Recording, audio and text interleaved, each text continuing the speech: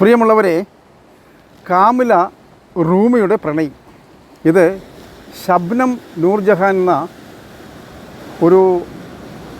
അദ്ദേഹം ആ വനിത ഫറൂഖ് കോളേജിലെ സുവോളജി വിഭാഗം അസിസ്റ്റൻറ്റ് പ്രൊഫസറും അതുപോലെ തന്നെ ധാരാളം ശാസ്ത്ര രംഗത്ത് യാതൊരു റിസർച്ച് നടത്തുന്ന ഒരു പ്രഗത്ഭ വ്യക്തിത്വമാണ്.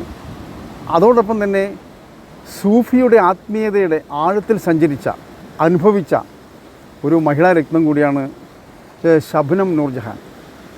നമ്മളെ കെ ജയകുമാർ സർ പറയുന്നു, അസാധാരണമായ രചനയാണ്. കേരള ചരിത്രത്തിൽ ഒരു അമൂല്യ നിധിയാണ് ഈ നോവൽ.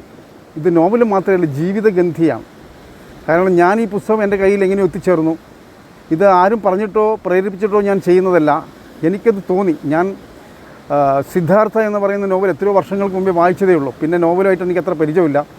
പിന്നെ കുറച്ച് ചെറിയ കൊച്ചു വായനക്കാരനാണ്. വലിയ പരന്ന വായനയൊന്നുമില്ല. പക്ഷേ എങ്കിലും ഈ ഗ്രന്ഥം വീണ്ടും എൻ്റെ കയ്യിലേക്ക് വന്നപ്പോൾ സൂഫിസത്തെക്കുറിച്ച് പരിചയപ്പെടാനും അതിൻ്റെ ആഴത്തിലേക്കൊന്ന് സ്പർശിക്കാനുള്ളൊരു ആഗ്രഹമുണ്ടായിരുന്നു. ആ വഴിയിലൂടെയൊക്കെ സഞ്ചരിച്ചിട്ടുണ്ട്. പക്ഷേ എന്നാലും രചനയിലൂടെ വായന കുറവായിരുന്നു. പക്ഷേ ഷബ്നം നൂർജഹാൻ ഇതിൽ വളരെയധികം ആഴത്തിൽ പ്രണയത്തിൻ്റെ സാധ്യത, സൂഫിസത്തിൻ്റെ എസൻസ് അതാണല്ലോ, പ്രണയത്തിൻ്റെ സാധ്യത, അതിൻ്റെ അനുഭവത്തിലേക്ക് നമ്മളെ എത്തിക്കുകയാണ്. അതാണ് ജയകുമാർ സാറൊക്കെ പറഞ്ഞ അസാധാരണമായ രചനയാണ്. അതുപോലെ തന്നെ ഷൗക്കത്ത്, നമ്മളെ ഇന്നറിയപ്പെടുന്ന കേരളത്തിലെ ഈ സ്പിരിച്വൽ വഴിയിൽ ധാരാളം ടോപ്പിക്കുകളൊക്കെ നടക്കുന്ന ശ്രീ നിത്യ ഗുരു ചൈതന്യതയുടെ ശിഷ്യനായ ഷൗക്കത്ത് ഭായിയുടെ നല്ലൊരു അഭിപ്രായമുണ്ട്. അവരും പറയുന്നുണ്ട് സൂഫിസത്തിൻ്റെ അന്തരാത്മാവിനെ അനുഭവിക്കാൻ പാകത്തിൽ ഈ ഗ്രന്ഥത്തിൽ ഷബ്നം നൂർജഹാൻ എഴുതിയിട്ട് പോയിട്ടുണ്ട്. അപ്പോൾ ഈ ഗ്രന്ഥം കേരളത്തിലെ മലയാളി വായനക്കാർക്ക് അമൂല്യ നിധിയായിരിക്കും. പ്രത്യേകിച്ചിട്ട് വായന നിന്നവർക്ക് ഒരു തുടക്കമായിരിക്കും. വായനയുടെ ആസ്വാദന തലം നമ്മളെ അറിയാതെ കൊണ്ടുപോവുകയാണ്.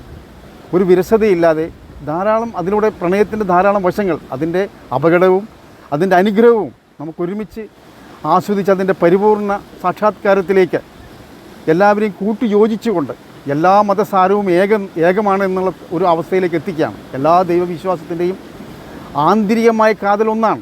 സത്യത്തിലേക്ക് എത്തിച്ചേരുക, നന്മയിലേക്ക് എത്തിച്ചേരുക, സ്നേഹത്തിലേക്ക്, പ്രണയത്തിലേക്ക് എത്തിച്ചേരുക എന്നുള്ളതാണ്. അത്രയല്ലേ മാനവരാശി ഉദ്ദേശിക്കുന്നുള്ളൂ.